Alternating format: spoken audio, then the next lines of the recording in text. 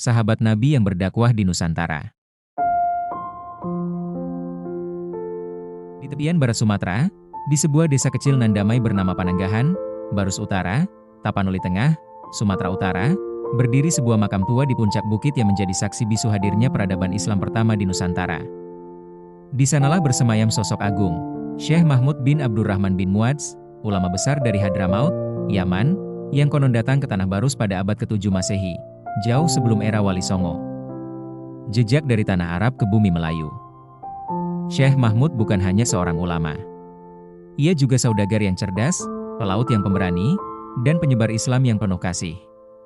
Dikisahkan, ia datang ke Nusantara pada masa kekhalifahan Abu Bakar As-Siddiq, sekitar tahun 640-an. Kapalnya berlayar dari Yaman menuju Samudra Pasai, Aceh. Namun badai besar membuatnya terdampar di Barus, sebuah kota pelabuhan penting di pantai barat Sumatera yang telah dikenal sejak ribuan tahun lalu karena ekspor kapur barusnya hingga ke Mesir kuno. Barus bukanlah tempat yang ramah bagi dakwah Islam saat itu. Raja setempat menolak penyebaran agama baru. Karena itulah, Syekh Mahmud diasingkan ke wilayah Singkil, Aceh. Namun, inilah awal dari kisah dakwah penuh pengorbanan yang justru menjadi berkah bagi daerah tersebut. Di Singkil dan Subulus Salam, Syekh Mahmud tidak hanya berdakwah. Ia juga menyatu dengan masyarakat, berdagang, dan memperkenalkan ajaran Islam dengan pendekatan yang damai dan bijak. Ia memanfaatkan keberadaan kapur barus, komoditas langka dan berharga yang bahkan digunakan untuk proses mumifikasi oleh bangsa Mesir kuno, untuk membangun hubungan ekonomi dan sosial. Hingga kini, kapur barus Singkil masih dikenal, seolah menyimpan jejak keberkahan dakwah beliau. Kabar penyebaran Islam yang pesat di Singkil akhirnya terdengar oleh Raja Barus. Setelah melihat hasilnya sendiri, sang raja berubah sikap dan memanggil kembali Syekh Mahmud ke Barus. Disinilah, Islam mulai diterima secara luas di wilayah pantai barat Sumatera.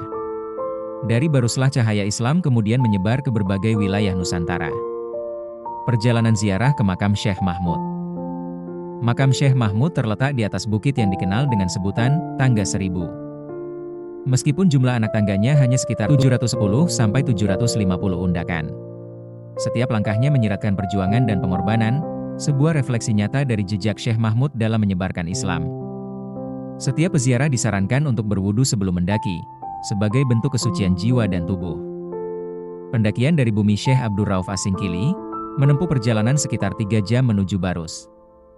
Dari ketinggian makam, pemandangan Samudra Hindia yang biru dan perbukitan hijau membentang, seolah menjadi saksi bisu atas dakwah yang pernah mengubah sejarah Nusantara. Makam Syekh Mahmud bukan makam biasa.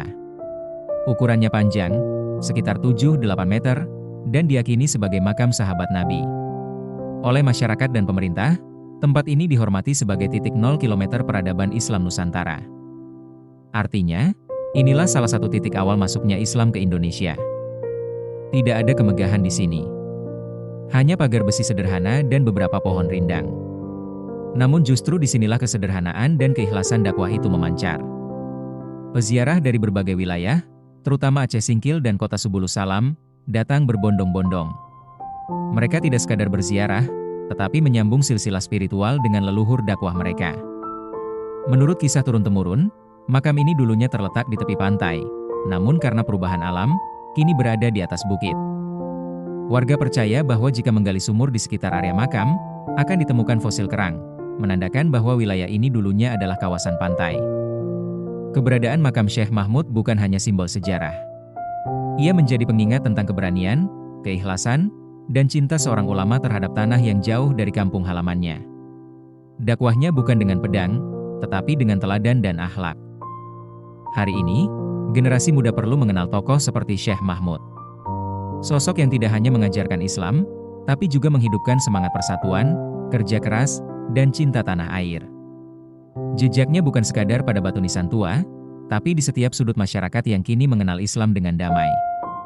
Perlu ada upaya lebih untuk menggali kembali khazanah Islam Nusantara, termasuk melalui ziarah, penelitian sejarah, dan pendidikan budaya lokal.